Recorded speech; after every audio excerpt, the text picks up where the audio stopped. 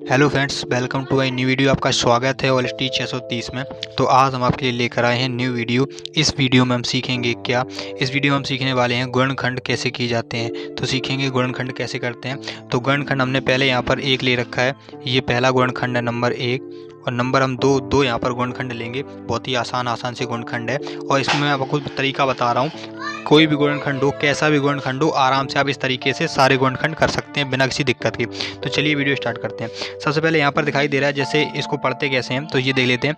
ये x² plus x minus 6 ये लिखा हुआ है, तो इसके गुणनखंड करने हैं। तो गुणनखंड करने के लिए क्या करेंगे हम जैसे करेंगे कि x² के गुणांक को x² के गुणांक को, यहाँ पर गुणांक 1 है, मान अपने आप होता है, वो आपको दिखता नहीं है, लिखा नहीं जाता, ऐसा होता है, ठीक है। और ये जो अचर पद है इसको हमें करना होता है गुणा, और जब हम दोनों संख्याओं को गुणा कर लेते हैं और जो मान आता है, तो यहाँ पर इसका गुणांक है 1, तो 1 का गुणा मैं करूँगा 6 में, ठीक, तो बराबर 6 आ जाएगा। अब इस 6 के ऐसे मतलब खंड करो, मतलब गुणनखंड करो, या मतलब टुकड़े कर दो, अपनी भाषा में टुकड़े कर दो, जो कि यहाँ पर घटाने पर ये प्लस का चिन्ह है, ये माइनस का चिन्ह है, इसलिए घटाने पर, ठीक है। और क्या आना चाहिए, ये वाले जो इसका गुणांक हो x का, सिंगल जो है, ये घात वाला नहीं, ये वाला होना चाहिए, उसका आप गुणांक का उतना चाहिए। क्यों चाहिए, कितने में चाहिए, माइनस करने पर।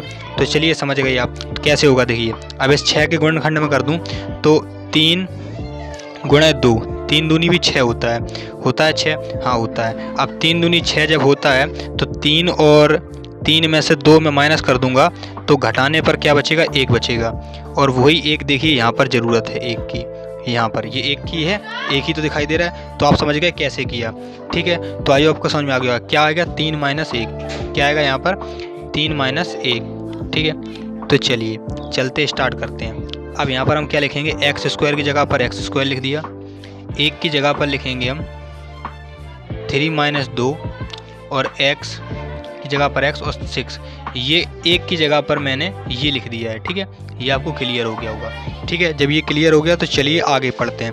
आगे आपको क्या करना है, देखिए आगे आपको ये करना है, जैसे यहाँ पर लिखा है, अब इसको पहले अंदर गुणा कर दो, तो ये x² हो गया प्लस 3 हो जाएगा यहाँ पर 3, और ये x का अंदर गुणा करेंगे तो x, ये माइनस का 2x, और ये माइनस 6, ये हो गया, ठीक है।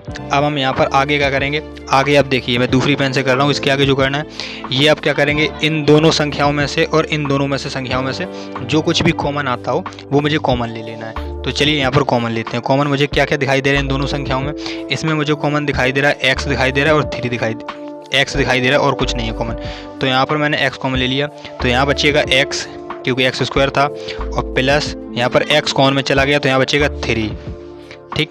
अब यहाँ पर मुझे माइनस कॉमन दिखाई दे रहा है, मैंने माइनस ले लिया, और यहाँ पर x कॉमन है नहीं, मुझे 2 कॉमन दिखाई दे रहा है, तो 2 मैंने कॉमन ले लिया, 2 माइनस का कॉमन ले लिया, तो यहाँ बचेगा x, और ये माइनस माइनस कॉमन में चला गया, तो यहाँ हो जाएगा प्लस, ठीक है। अब ये 2, अब इसको 6 को 2 बार काटो, तो 2 3 6 कितने बार कटेगा, 3 बार। तो इसमें क्या आ गया, कॉमन आ जाएगा यहाँ पर 3, ठीक। अगर आपको कभी लगे कि मैंने गलत किया है या कुछ कॉमन में गलती गड़बड़ हो गई है, तो आप ये जो अंदर वाले ब्रैकेट दोनों में आएंगे कॉमन में, ये हमेशा आपके सेम होंगे। अगर कभी भी आपको लगे कि हाँ मैंने गलत किया है, तो ये आप एक बार ज़रूर चेक कर लेना अपने, अगर ये सेम है तो आप समझ जाना कि हमने कहीं गलत नहीं किया है, ठीक है। ये बात मैं कायदे से आपको समझा रहा हूँ, ठीक। अब क्या करेंगे, ये जो ब्रैकेट है, इस ब्रैकेट को और इस ब्रैकेट को एक बार लिखेंगे, क्योंकि ये सेम है इसलिए, ठीक। इनसे एक ही मान निकलेगा, तो इन सेम ब्रैकेट वालों को एक बार अलग ब्रैकेट में लिख लेंगे, और जो बचे कुछ हैं उनको एक ब्रैकेट में अलग लिख लेंगे। -2 ये वाला और ये वाला मैंने अलग ब्रैकेट में लिख लिया।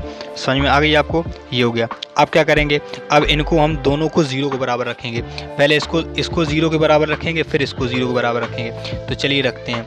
तो यहाँ पर क्या रखेंगे, पहले x प्लस 3 बराबर 0 रखेंगे, तो इसका जो आंसर आएगा वो क्या आएगा, यहाँ पर वो आंसर आएगा इसका x बराबर, ये जब 0 से इधर जाता है हमेशा, तो किसका हो जाता है, ये प्लस का इधर हो जाता है, माइनस का हो जाता है। ये चिन्ह प्रॉपर्टी के हिसाब से आपको समझ में आ गया होगा, ठीक है। अब ऐसे मान के चलिए, ये x प्लस 2 लिखा है, क्या लिखा है, x plus 2, sorry x plus 2 नहीं है, x माइनस 2 है, x माइनस 2 बराबर 0 जब लिखेंगे, यहाँ पर हम 0 लिखेंगे बराबर, तो इसमें क्या मान आएगा, इसमें देखिए ये आएगा x, अपनी जगह पर, बराबर अपनी जगह। ये माइनस का है, जब इधर ये जाएगा यहाँ पर तो ये क्या हो जाएगा, ये प्लस का 2 हो जाएगा। तो आपके 2 मान निकल आए, एक ये प्लस का 2 और ये एक माइनस का 3 इसकी। ठीक है, तो चलते हैं एक सेकंड एग्जांपल में, वो भी आपको इसी प्रकार का मिलेगा। एक बार में क्लियर नहीं हुआ है तो दूसरे बार में आप क्लियर कर लेना, लेकिन वीडियो को लास्ट तक देखना। तो चलिए दूसरे एग्जांपल पर चलते हैं। तो आ चुके हैं यहाँ पर हम दूसरे एग्जांपल में। तो दूसरे एग्जांपल में इसमें क्या लिखा हुआ है, इसमें एग्जांपल में लिखा हुआ है क्या, ये बहुत आसान तरीके इसको भी करेंगे। देखिए इसका x² प्लस 5x और प्लस 6। अब की बार क्या है इसमें यहाँ पर प्लस है, ऊपर वाले में क्या था, माइनस था। ठीक है, तो हमने घटाने पर किया था, तो अब की बार क्या है, जोड़ने पर। तो हम क्या करेंगे, x² के गुणांक को और अचर पर को हम गुणा कर देंगे। जिनमें गोला कर रहा हूँ उसकी बात मैं करूँगा, जिसमें गोला करूँगा उसकी बात करूँगा। तो यहाँ पर 1 और 6 का मैं कर दूंगा गुणा, तो बराबर क्या आ जाएगा, 6। अब 6 के ऐसे गुणनखंड करो जो कि जोड़ने पर 5 आ जाए। ठीक है, तो यहाँ पर वही मैंने ऊपर समझाया था, वही मैं नीचे बता रहा हूँ। अभी वहाँ पर माइनस था तो यहाँ पर प्लस है, वहाँ पर जब माइनस था तो घटाने पर था, और जब जोड़ने पर है तो जोड़ने पर। तो इसको मैं क्या करूँगा, ऐसे लिखूँगा 2 गुणे 3, तो 2 तिया 6 होता है। हम 2 और 3 को जब जोड़ देंगे, 2 और प्लस कर देंगे क्योंकि जोड़ने पर चाहिए, तो 2 और 3 कितना होता है, 5। तो ये देखो 5 मिल रहा है मुझे जोड़ने पर, ये जोड़ने पर ये 5 मिल रहा है मुझे, ये ऊपर वाला। समझ में आ गई ना क्लियर। तो चलिए अब वीडियो आगे बढ़ाते हैं। ठीक है, तो आपको समझ में आ गया हमें क्या लिखना है, समझ में आ गया ना। तो चलिए वही लिखेंगे। यहाँ क्या लिखेंगे हम, x² की जगह पर x² प्लस 5 की जगह पर मैं लिखूँगा ब्रैकेट लगा कर, इसमें लिखूँगा 2 + 3, 2 + 3 और x की जगह पर x और प्लस की जगह प्लस और 6 की जगह पर 6।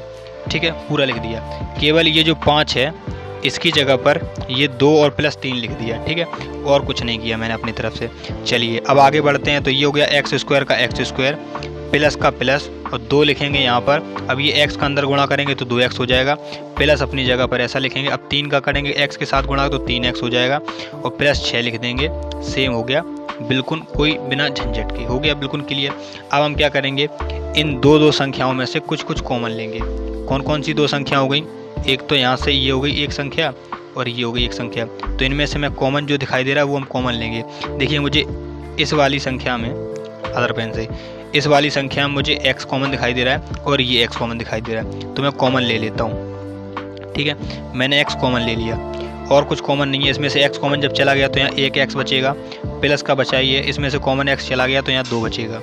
ठीक, अब इसमें बात करते हैं। इसमें ये देखिए प्लस कॉमन है और ये 3 कॉमन है, क्योंकि x इसके पास है, इसके पास नहीं है। ठीक है, 3 इसमें भी कॉमन मिल जाएगा, 3 इसमें भी कॉमन मिल जाएगा। तो चलिए हमने 3 कॉमन ले लिया। क्या क्या ले लिया, प्लस का 3, तो यहाँ लिखेंगे प्लस का 3 कॉमन ले लिया, तो यहाँ बचेगा x और प्लस 3 दूनी 6, 2 बचेगा। ठीक है, समझ में आ गया होगा। अब हम क्या करेंगे, इस ब्रैकेट को और इस ब्रैकेट को केवल एक बार लिखेंगे जो कि ऊपर किया था, और इसको एक अलग ब्रैकेट लिखेंगे। तो चलिए लिख लेते हैं। चलिए x + 2 को एक अलग ब्रैकेट लिखते हैं, लिख दिया, और x + 3 को एक अलग ब्रैकेट लिखते हैं। ठीक, अब हम क्या करेंगे, इसके आगे ये करेंगे कि इनको दोनों को 0 के बराबर लिखेंगे। तो x + 2 को बराबर 0 लिखेंगे तो क्या आएगा, यहाँ पर जी आंसर आएगा ये x + 2 को, तो x बराबर आएगा -2।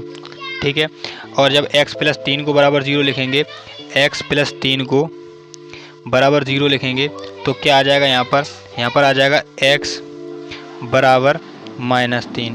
क्लियर हो गया ना, ये प्लस का -3 और ये -2। तो आई होप आपको 2 एग्जाम्पल में एकदम क्लियर हो गया होगा कि कैसे भी गुणनखंड आए, किसी भी टाइप के आए। मैंने आपको एक एक शब्द समझाया कि कौन सी चीज़ को कैसे करना है। तो आई होप आपको क्लियर हुआ होगा, और अगर वीडियो अच्छा लगा हो तो वीडियो को लाइक कर देना और चैनल को सब्सक्राइब करना अगर नए हैं तो। और अगर आपने कर रखा है सब्सक्राइब तो अच्छी बात है। हम आपको हर चीज़ मैथ से रिलेटेड वीडियो इसमें लाते रहते हैं आपके लिए, और छोटे बच्चों के लिए तो हर चीज़ लाते ही रहते हैं। ठीक है, तो वीडियो अगर अच्छी लगे वीडियो को लाइक कर देना और वीडियो को शेयर करना। मिलते हैं ऐसी मज़ेदार वीडियो के साथ, मिलेंगे अगली नेक्स्ट वीडियो में। Good bye.